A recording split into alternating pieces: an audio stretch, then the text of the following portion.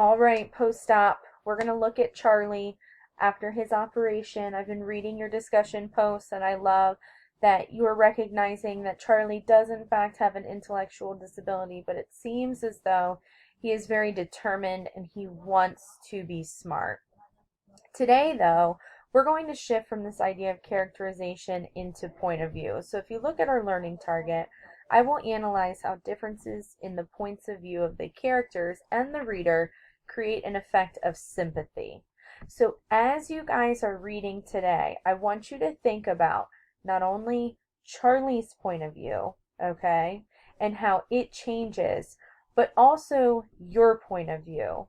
Because if you look back at that learning target, we're going to focus on how those differences or those similarities create an effect of sympathy, okay, or feeling sorry for somebody. So you guys are going to be reading Progress Report 6 through 8. It's paragraphs 26 through 39 of Flowers for Algernon, and it is not that extensive of a reading, so I really want you to dive into those annotations. And then after, you're of course going to be creating another discussion post. And remember, as you post, please don't forget to go back and comment on a peer's post. And if somebody commented on your post and asked you a question, remember, you should respond. I haven't seen a lot of that happening, but I just wanted to bring that up to remind you. So when you go into Pearson, your annotation should be there from the day before. If they are not, I would go through and re-annotate, only because you are going to be submitting this like you should have done with your launch text.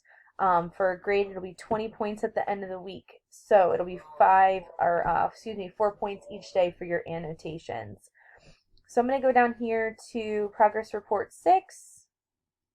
All right, and like I said, you're going to be reading from paragraphs 26 through 39. You're going to stop at that Progress Report 9. And as you're going through, again, please focus on not only what Charlie's attitude is or what his point of view is, but also your point of view. What are some things that you know that Charlie may not know? Because that is going to create that element of sympathy.